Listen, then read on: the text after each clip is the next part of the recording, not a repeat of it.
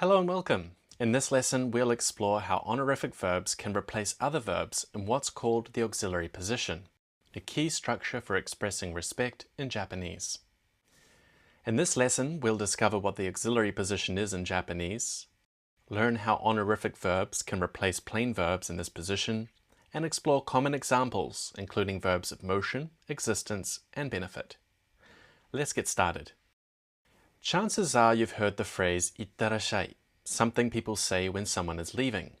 You might know this means see you later, but did you know it actually teaches us an important honorific function in Japanese? This phrase shows us how honorific verbs can be used in what we call the auxiliary position. So what is the auxiliary position? Let's break it down. The phrase tabeteiru means eating. This phrase is made up of two verbs, taberu, to eat, and iru, to exist. Iru is in the auxiliary position because it doesn't stand alone. It supports the main verb, taberu. In the last lesson, we learned that the replacing verb for iru is irasharu.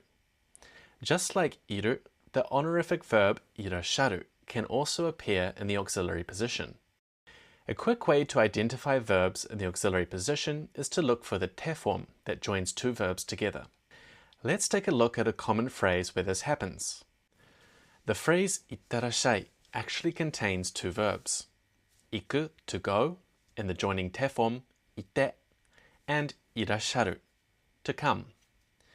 Irasharu is in the imperative or command form, irashai.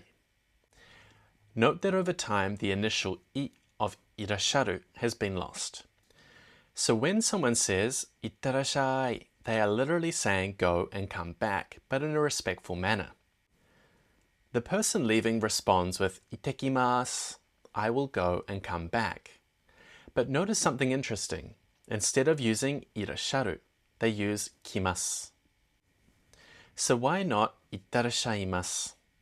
Honorific verbs express respect towards others, not ourselves. If the person leaving said ittarashaimasu, they would be saying, I will go and come back, but showing respect to themselves. That's why we use itekimasu. The polite mas ending is directed to the addressee who is staying behind, while the plain verb itekuru is used for our action. Now that we understand this principle, let's look at some other common auxiliary verbs. Both te iku and te kuru can be replaced by te irasharu. These verbs don't just indicate motion, they can also show aspect, which expresses the action's continuation or progression.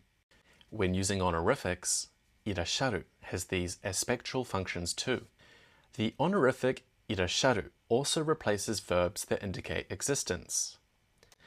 Te iru for animate existence or living things, and te aru for inanimate existence or things that are not living. Just like te iku and te kuru, these verbs have other functions, such as progressive tense or perfect tense. The replacing verb, irasharu, takes on all these functions as well. When you try something in Japanese, you use te miru. In honorific form, this becomes te goran ni naru. This is a bit of a mouthful and is therefore commonly shortened to just te goran. And finally, the verb te kureru. Te kureru is used when someone does something for you. In its respectful form, it transforms into te kurasaru. Like irashai, the imperative form of this verb, kudasai, is very common.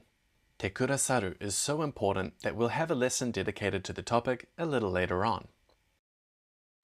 To recap, the auxiliary position is when a verb appears in a supporting position and not alone. Honorific verbs can replace plain verbs in this position to show respect. And don't forget ittarashai and itekimasu. Using respectful forms for a verb related to yourself will always sound odd. Respect is always directed towards others. That's it for this lesson. Next time we move on to the second type of respectful verb, the adding form. See you there.